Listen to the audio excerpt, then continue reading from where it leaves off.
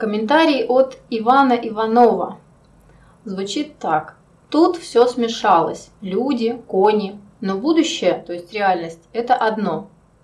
Пожалуй, вопрос звучал бы так. Как выяснить, где и какое оно будущее?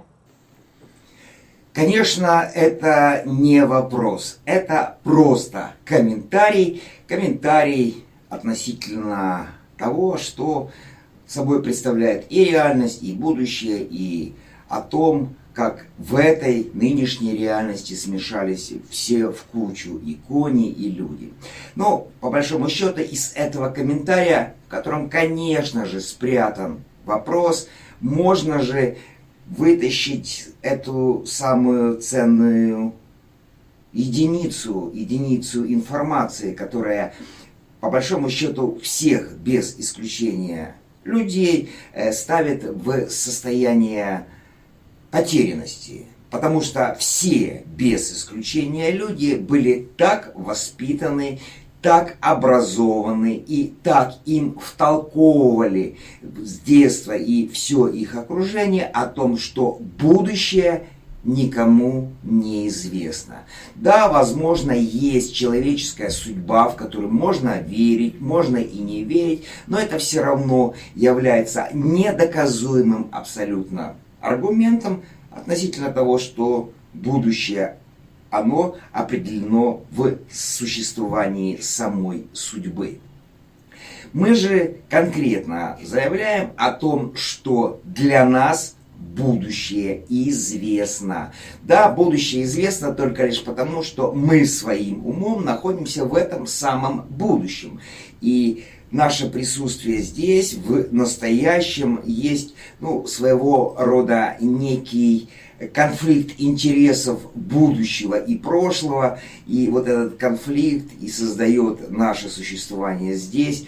При этом таким образом, чтобы не входить именно в это состояние конфликта, а быть в состоянии управления между прошлым и будущим, между красотой и гармонией, между тем, что является продуктом деятельности иерархии третьего луча или лунного царства природы, которая в себя вмещает 5 групп духовных сущностей, формирующих именно лунную духовную иерархию, и, соответственно, будущего, того будущего, которое создано солнечной духовной иерархией и которое для этой же солнечной иерархии представлено в виде все того же плана.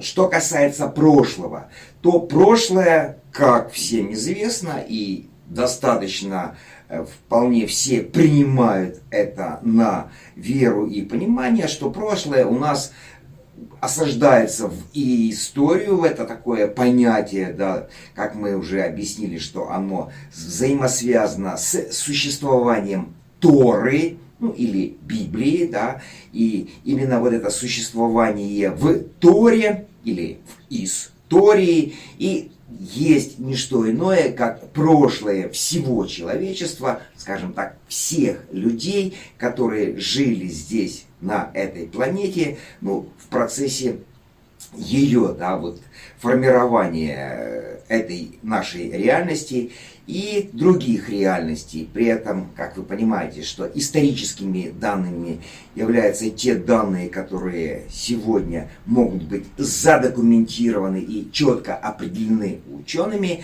а уже не историческими являются все вымыслы, все догадки и все фантазии, которые приходят опять же этим же ученым на ум, когда они встречают те или иные абсолютно не вписывающиеся в историю развития человечества факты, касающиеся тех или иных аномалий проявления все того же человечества. Мы говорим и о карликовых людях, мы говорим и о людях-гигантах, мы говорим и о людях, которые совершенно не похожи на людей, но они все равно себя считали людьми и так далее. Все это давно уже вписано в историю, и из этой истории мы можем либо выбирать, либо откладывать в сторону те или иные факты, которые действительно нас будут интересовать. Ну, а нас, конечно же, интересует касающееся прошлого. Все то, что непосредственно участвовало в создании человеческой личности. Именно прошлое и отвечает за существование личностей. Именно Тора и показывает, как основа, да, истории, и показывает, какие личности и когда проявились в тот или иной момент или время, период развития самого человечества, как эти личности влияли на ход развития этого самого человечества, как эти личности были взаимосвязаны или просто связаны с теми или иными богами или Богом, и как этот Бог влиял на развитие всего нынешнего человечества через эти самые личности. И, как вы уже все понимаете, все эти личности, которые проявили себя в истории, все они никуда не делись, все они являются информационной единицей, состоящей из целого блока различного рода взаимосвязанной между собой информации, опять же находящейся на третьем луче, и все они, эти исторические личности, вмещены в субстанциальную реальность, и в этой субстанциальной реальности они и дальше продолжают функционировать, исполняя все те же задачи, которые они исполняли в далеком прошлом, никак не модифицируя их. Значит, в субстанциальности присутствует только прошлое?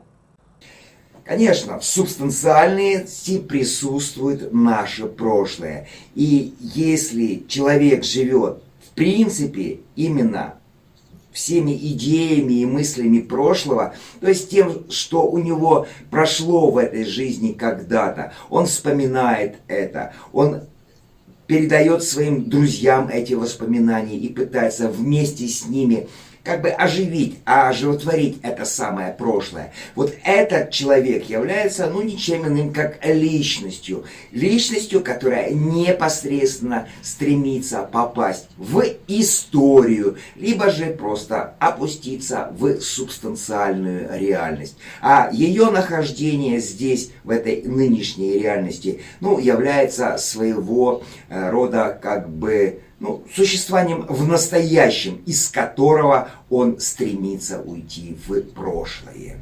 Выходит, что наша реальность – это реальность настоящего, кони-люди.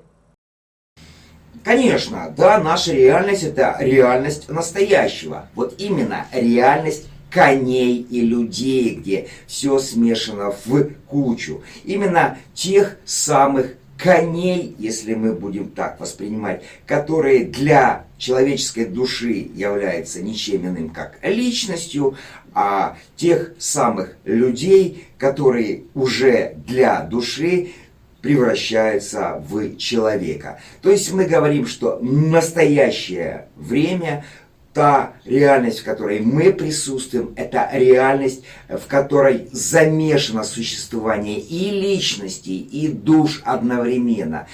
При этом понятно, да, если эта реальность все еще функционирует на основе или на базе, или на фундаменте тех исторических сведений, которые постоянно проникают и проникают в нашу реальность, не понимает даже для многих людей, откуда вот эти сведения берутся. Так вот, это историческое вхождение сюда, это есть вхождение активности личностей, которые не собираются никоим образом оставлять именно эту реальность, которая для нас настоящая, а для них она, этих личностей, будущее. И из субстанциальной реальности уже по-новому сформированные личности, которые в основном функционируют на эволюционирующих типах энергии, вот эти личности стараются проникнуть сюда, в нашу реальность, но они проникают не в формальном своем виде, они проникают в виде тех или иных энергетических сгустков, которые опять же, заходят в умы тех или иных историков, и эти историки уже начинают выдавать, трактовать и осмысливать все те события, которые происходили в прошлом. Но это в любом случае в нашем настоящем проявлении есть и прошлого, и настоящего в нашей реальности без понимания того, что на самом деле есть будущее. А будущее, как вы понимаете, это есть та реальность или тот план духовной иерархии, который имеет абсолютно энергетическое свое состояние и никак не может быть прописан теми или иными формальностями, в виде слов или даже определенного рода образов. Это есть энергетический план, и этот план находится в реалиях существования самой духовной иерархии, в том пространстве времени, где время уже приобретает совершенно другие качества, а приобретает качество циклов. И вот в этом состоянии жизни так называемой духовной триады человечества и отдельных людей, которые вмещены в существование уже всей иерархии, ввиду их довольно-таки высокого развития и умения находить уже в себе состояние души. Вот у этих людей есть доступ к будущему. Таким образом, выходит, что будущее вмещено в план духовной иерархии? Именно. Это будущее вмещено в план духовной иерархии. И как только учащийся становится посвященным, то есть он сначала проходит этап пути испытаний, и будучи стремящимся, затем он переходит в состояние посвященности, то есть он понимает, что в нем уже есть душа, и душа является основой его сознательного функционирования. Через эту душу он выходит в контакт со своей дживой или с эго, и уже через дживу эго, через строящийся антакрану, он проникает в состояние духовной триады, которая, конечно же, есть не что иное, как состояние всей нынешней нашей духовной иерархии, но распределенной между теми или иными духовными сущностями и являющейся вместе с тем еще и интегрированной. Таким образом, будущее, оно известно для каждой души. Будущее неизвестно ни для какой личности. И поэтому, если вам кто-либо говорит о том, что будущее неизвестно, что будущее это каким-то образом является эфемерностью, является недоказуемым и является, возможно, лишь фантазией того или иного человека, а скажем так, люди, то вот такие именно люди и являются личностями, и они, конечно же, к будущему не имеют доступ. Но если же рядом с вами оказывается тот или иной представитель уже человечества, индивидуальность, который действительно понимает, что да, будущее есть, будущее существует, это будущее периодически входит в его ум в виде тех или иных образов, впечатлений, и это будущее определенным образом уже конкретизируется в тех или иных формальностях, которые опять же создаются в его человеческом уме, то можно прямо сказать, что это уже тот самый ученик, который стремится к тому, чтобы это будущее, которое объективно существует, было осаждено в нашу реальность, на нашу планету, в то место и в то время, где мы сегодня и сейчас существуем. Поэтому о будущем и прошлом и настоящем нужно говорить так, как вы себя относите к существованию своей души и своей личности. Если вы еще до сих пор считаете себя личностью и верите в то, что личность является основой человеческого существования, то вы живете по меркам прошлого. Если же вы, как учащийся, начинаете понимать, что да, у вас уже есть, у вас существует душа, а об этом мало кто из личности знает, если, скажем, вообще ни одна из личностей просто не знает, что такое душа, поскольку этой личностью эта же душа и отвергается, как инородное для этой личности образование или же сущность.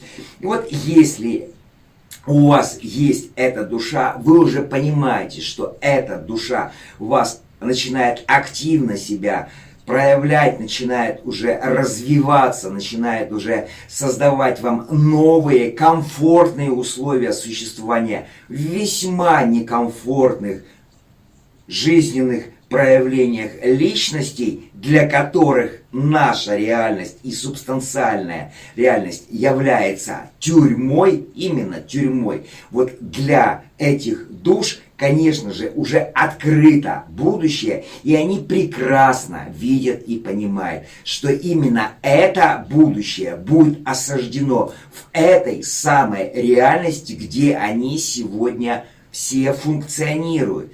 И эта реальность и является основой и базой для этого самого будущего. И именно эта реальность, в которой мы живем, реальность настоящего, и создавалась таким образом, чтобы стать фундаментом, основой для все того же будущего, которое известно духовной иерархии, известно каждому ученику и посвященному, и к этому будущему, к этому состоянию иерархического своего понимания жизни и в состоянии этого же и ума иерархии, и должен будет стремиться каждый учащийся, каждый ученик, ну и, конечно же, каждый посвященный.